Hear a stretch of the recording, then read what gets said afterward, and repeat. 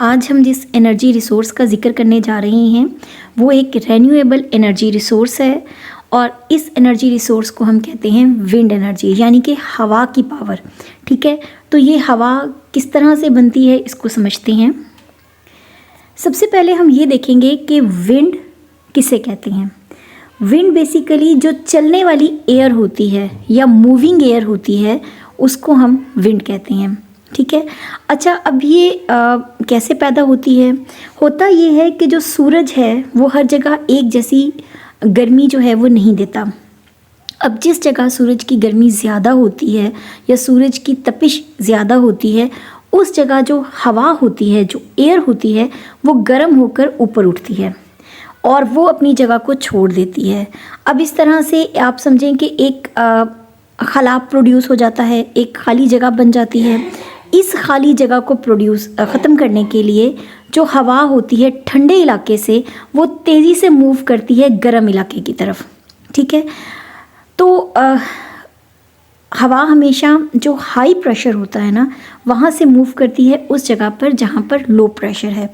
ये low pressure कैसे पैदा हुआ था, जब वहाँ की हवा गर्म हो गई थी और वो ऊपर उठ गई थी तो वहाँ पे जो खला बन गई थी या जो कमी हो गई थी हवा की उसको पूरा करने के लिए ठंडी हवा जो है वो तेज़ी से आती है और इस जगह को जो है वो कवर करती है ताकि यहाँ पर कोई कमी ना रह जाए।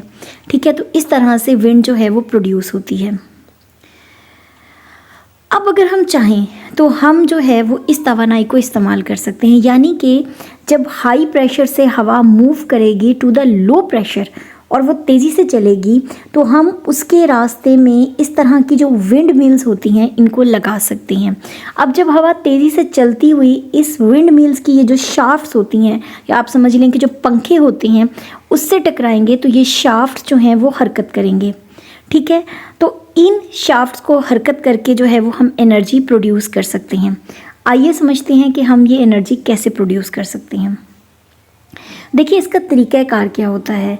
इसका तरीक़ाकार ये होता है कि जब हवा तेज़ी से चलती है और हाई प्रेशर से लो प्रेशर की तरफ मूव करती है तो उसके रास्ते में हम विंड मिल्स को जो है वो लगा देते हैं। जब विंड मिल से हवा टकराती है तो उसके शाफ्ट्स जो हैं ये मूव करते हैं। आप इनको विंड मिल कह लें, आप इनको विंड टरबाइन कह लें, बात एक ही है। तो जब ये टरबाइन या मिल घूमती है तो उसकी वजह से जनरेटर का जो मकनातीस है वो घूमता है। मकनातीस जब भी घूमेगा उसके वजह से करंट प्रोड्यूस होगा। तो जनरेटर के मकनातीस के गेंद जो कॉपर वायर्स होती हैं उनमें करंट आ जाता है। वो करंट जो होता है या वो बिजली जो होती है फिर वायर्स की मदद से दूर दराज के एरियाज़ में सप्लाई की जा सकती है। अच्छा, अब अहम बात ये है कि ये जो विंड एनर्जी है ये बिल्कुल फ्री ऑफ कॉस्ट एक किस्म की होती है। हम इसको आसानी से जो है वो इस्तेमाल कर सकते हैं और बिजली बना सकते हैं। इसकी वजह से हमारा जो माहौल है वो बिल्कुल भी पोल्यूट नहीं होता। ठीक है, हम इसको बहुत आसानी, और ये रिन्यूएबल है, ये हमेशा बरकरार रहने वाला है। अच्छा, इसमें एक इशू ये आता है कि जब हवा नहीं चलती है तब इशू प्रोड्यूस हो सकता है। उसके लिए हमें क्या करना चाहिए कि हमें बहुत ह्यूज पैमाने पर, बड़े पैमाने पर, बहुत बड़े बड़े स्केल्स के ऊपर जो है वो हमें विंड मिल्स इंस्टॉल करनी चाहिए हैं ताकि हम उसकी मदद से बिजली जो है वो बनाएं और वो कंटिन्यूसली जो है वो सप्लाई हो। और ऐसी जगहों का ख़ास तौर पे इंतखाब किया जाए विंड पावर बनाने के लिए जहाँ पर हर वक्त जो है वो हवा चलती है। ठीक है, अच्छा अब अगर हम देखें तो पाकिस्तान में हमारे पास बहुत सारे ऐसे ह्यूज एरियाज़ हैं जहाँ पर हम जो है वो विंड मिल्स लगा सकते हैं और उसकी मदद से हम बिजली जो है वो बना सकते हैं।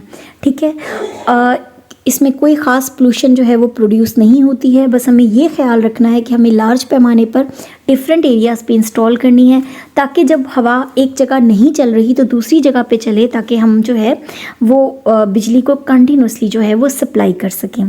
इसमें कोई ख़ास पोल्यूशन का एलिमेंट भी प्रोड्यूस नहीं होता। लेकिन एक जगह मैंने इसको देखा था तो उन्होंने कहा कि बस इसमें सिर्फ एक इशू ये होता है कि ये जो विंड मिल्स होती हैं ये काफ़ी बुलंदी पे होती हैं तो जो माइग्रेटिंग बर्ड्स होते हैं वो इनके शाफ्ट से कभी कभी जो है वो टकरा सकते हैं और उनको जो है वो उनके परों को या उनको डैमेज हो सकता है। इसके अलावा इसमें कोई और पोल्यूशन का एलिमेंट जो है वो प्रोड्यूस नहीं होता। तो हमें चाहिए है कि हम मैक्सिमम रेन्यूएबल एनर्जी रिसोर्सेज के ज़रिए अपनी बिजली जो है वो प्रोड्यूस करें। For the time being, thank you.